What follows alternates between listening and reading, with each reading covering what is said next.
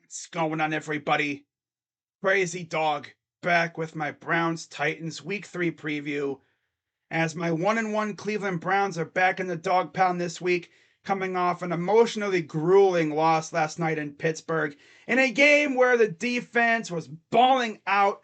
I mean, if it wasn't for the offense, we win this game, right? Think about it. The offense had two bad turnovers, which led to 14 points for the Steelers. That pick six at the beginning of the game, and then the strip sack fumble, which was returned for a touchdown at the end. You take those 14 points off the board, the Browns win. And think about this, too. The Browns defense has allowed one touchdown in 2 games so far. And yet here we are, 1-1. Like I said, if our offense had even a little bit of a pulse late in that game, we probably win this game. If Jedrick Wills wasn't a freaking scrub, we win this game. We were leading late in this game, up by 3, looking to put it away. I kept saying in that stream last night, you score a touchdown, we got this. Because there's no way the Steelers offense is driving down the field twice on us to score 10 points. But alas, we could not get that deciding touchdown because the offense couldn't do anything because the offensive line kept getting exposed, especially from the left side. Now, the interior was good. Dawand Jones was all right against TJ Watt, which is a tall task in itself. The guy I'm really pissed at, though, is Jedrick Wills. Yeah, because if he was semi-competent at left tackle, that sack fumble doesn't happen. And who knows how that drive goes, right? We're still up by 3 points, driving down the field, trying to put the game away. Who knows what happens, but can't really talk about it now because it's in the past. And now we must look forward to this Sunday when my Browns host the 1-1 Tennessee Titans, who are coming off a really good victory in overtime over the Los Angeles Chargers. So if you really think about it, these teams are coming off opposite ends. Titans are coming off a very good overtime victory. They're coming in on a high note, and we're coming off an emotionally grueling loss in a game where we lost one of our best players to injury for the season. So we'll see how this goes. Now, before I get into talking about this game, as always, be sure to hit the like button, subscribe, hit the bell, become a member, and watch me suffer for another season of Browns football. Yeah. So before I get into the preview portion, I do have some things to go over stat-wise. We're going to start off with the good side of things, the defense. As my guy Hayden Grove on Twitter released these grades and the ranks for the Browns defense after 2 weeks. So as you can see, and I quote, Browns defensive ranks after week 2. Yards, second. Yards per game, second. Points allowed, second. Pass yards per game, third. Rush yards per game, third. And yet, here we are, 1-1. Now, with the good comes the bad. Deshaun Watson. My guy Hayden Grove again. This time with Deshaun Watson's ranks after 2 weeks. Completion percentage, 31st. Yards, 24th. Yards per attempt, 31st. Sacks, 5th. Bill Callahan, you better get with these guys and get things figured out, buddy. QB rating, 30th. And you'll never guess who's 32nd. Kenny freaking Pickett. The guy we faced last night. Defense did everything right, man. If it was just up to our defense, we win that game last night. But no, 2 bad turnovers. 1 because of Brick Hands Bryant. Why was he even on the field? Like, come on, man. We shouldn't see him unless it's special teams or if someone's hurt. Obviously, both our tight ends were healthy. Akins and Njoku are healthy. So we should not be seeing Bryant on the field unless it's special teams. He should not be on the field on offense. Or none. We need to get Njoku more involved, dude. I mean, that dude's got soft ass baby hands. He's got the most inviting hands I've ever seen in terms of pass catching tight ends. I love it. The ball loves to go into his hands, man. I love it. He's got the softest baby hands ever when it comes to catching footballs. Such friendly hands. Now, for some more stats to piss you off, here's a tweet from More For You Cleveland, and I quote, "Last night, the Browns had 153 more yards, 28 more offensive plays, 11 more first downs, and 11 more minutes of possession. And yet, we lose."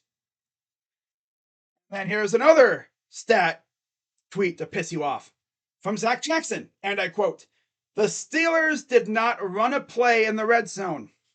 They had 9 first downs and were 4-14 on third down." Like I said, our defense was getting that work, man. They were doing their thing. But just like that Ravens game in 2021, we all remember that damn game, right? Defense forced, 5 turnovers, and we still lose because Baker had a bad shoulder and we couldn't do a damn thing on offense.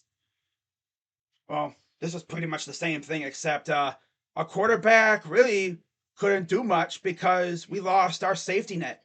Nick Chubb got hurt, and our offense went, "Huh." Like, damn. I knew the moment Chubb went down, we were in trouble on offense. Because now, the Steelers' defense, Terrell Austin and company, they knew that Watson had to take the reins and do it himself. They challenged him.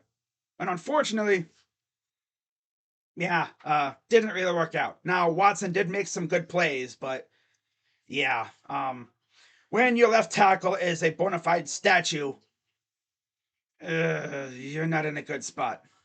I mean, Deshaun got sacked 6 times. They assaulted the poor guy. Our offensive line was just off altogether. Juan Jones did just fine against TJ Watt, but you can only do so much. That's why in my preview video I said slow down TJ Watt, because you're not going to stop him. You're not going to stop him. The best you could do is slow him down. And we did somewhat. But you knew he was going to get his at some point. Now, getting into the preview portion of this video, looking at series history, and believe it or not, the Browns actually lead the overall series against the Titans 36-32-0. Tennessee last won in 2019 when they came into the dog pound and they beat our ass to start the season. That was with Freddie Kitchens. We all remember that game, of course. Embarrassing. And then the Browns went into Tennessee the very next year and beat their asses. That was a fun game. That really was. That, of course, was with a sick Myles Garrett, too. Yep. I streamed that game. That was fun. Now, with that being said, let's get into the 3 keys to victory. Key number 1, get after Tannehill and slow down Henry. Now, if you remember back in 2020, we essentially took Henry out of the game because we were beating their asses so bad they had to throw the ball. And they damn near came back, too. But yeah, get after Tannehill. I mean, the Chargers defense got after him a couple of times. I'm sure our defense can. And if you're wondering about injuries, Newsome, Ward, and Smith all got hurt, but they were fine. And of course, Chubb is out for the year. That's really all I recall in terms of injuries. So, relatively healthy for the most part, besides Chubb, which sucks. But yeah, Watson has to be better. That's definitely key number 2. He has to be better. The whole offense has to be better. They really have to. We can't have another performance like that. I hate seeing us waste such good defensive performances. Right? Not to mention, this is a Jim Schwartz revenge game because once upon a time, Jim Schwartz was a coach on the Tennessee Titans last year, I think it was, or 2 years ago. So he's going to try and go out there and essentially use what he knows about the Titans against them. Yep. Should be fun. But yeah, Watson has got to be better. And number 3, can't emphasize this enough, take care of the ball. Like I said, man, if our offense takes care of the ball last night, we win the game. They had 14 points off of 2 turnovers. Their defense has allowed 1 touchdown in 2 games. And it was on a somewhat blown coverage against George Pickens. Like, we held the Steelers offense in check. Although, let's be honest, that was mainly Matt Canada holding his own offense in check. He was sabotaging that team. I'm a Browns fan and I'm out here saying that. Matt Canada is sabotaging the Steelers. Honestly, I would prefer it if the Steelers kept him around forever. But yeah, eventually Steelers fans are going to riot and they're going to go into that facility and they're going to drag Matt Patricia, Matt Canada out by his feet and throw him on the street. I don't know why I wanted to say Matt Patricia. I mean, they're both kind of the same. They both stink. But yeah, we have to take care of the ball this week. Now you're looking at the matchups when it comes to our defensive front against their offense. Of course, Chris Hubbard is now a Titan. He's at right tackle. And most likely it'll be Andre Dillard at left tackle. So Garrett versus Dillard and Za'Darius Smith against old friend Chris Hubbard. And as far as the interior, they have Aaron Brewer at center, Daniel Brunskill at right guard, and I guess the rookie Peter Skoronski at left guard, but it says here he's injured, so we'll see if he plays. But yeah, Skoronski would match up against Shelby Harris or Mo Hurst, who both had a half a sack last night, and that would mean Brunskill would match up with Dalvin Tomlinson. I'm choking out here. Like the Browns offense. Oh, man. Please, God, let us win this game. Right? There's just something about week 2 coming off a win.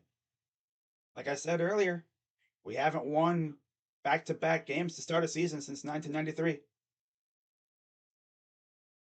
Crazy, right? We haven't been 2-0 since 1993. It's freaking crazy, man. Well, all I can say is go out there, do your thing, get this dub, and get ready for Baltimore. And then you got the bye week. As far as options to replace Nick Chubb, obviously you're not going to fully replace Nick Chubb, but at least, get someone who can handle the workload, I guess. And I'm sure there's many options out there. I will actually have a video out soon talking about some potential running back options if the Browns haven't already signed somebody by the time this video goes up. But yeah, I will definitely have a video on that really soon, so keep an eye out for that one. But now let's get into my player to watch, and it's a guy that I really trust in this offense. It is, of course, David Njoku. He has arguably the softest hands when it comes to catching a football, man.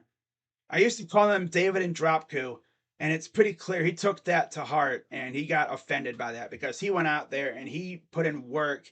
And all of a sudden, he has arguably the softest hands on the team when it comes to catching a football next to Amari Cooper.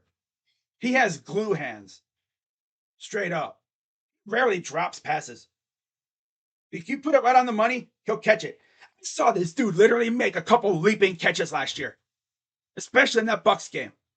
He literally saved the game for us in that game. Like, my God. I think he caught it with one hand, too. Pretty sure he did in that game. Like, okay, David. I used to call you Ndropku. Now I'm out here calling you glue hands. I'd rather have glue hands than brick hands, that's for damn sure. But yeah, like I said earlier, Brick Hands Bryant should not ever see the field on offense. Ever. The only time I want to see him is on special teams. You have Jordan Akins for a reason. He's our number 2 tight end. Okay? Kevin? You hear me, Kevin? Good. But yeah, David Njoku is definitely my player to watch. And as far as my prediction goes, I mean, as you can imagine, I have the Browns winning. I have us bouncing back, and I have the Browns winning 24-14. I think it'll be 17-14 Browns late in the game, and the Browns will put in the dagger touchdown, something that we should have done last night. We could have done, but the offense couldn't get the job done. I kept talking about, hey, man, you get a touchdown, this game's over, because their offense was doing diddly squat. We just couldn't put it in. This week, I think we do that. And we finish off the Titans. We go to 2-1 with the Ravens coming up after. So all I'm going to say is go out there and take care of business. And hopefully these guys can stay healthy, and we'll see what we do at running back. So again, keep an eye out for that video coming out soon. But yeah, with that being said, I'm Crazy Dog. Let's go Browns. And let's get this dub on Sunday, okay? I'm out.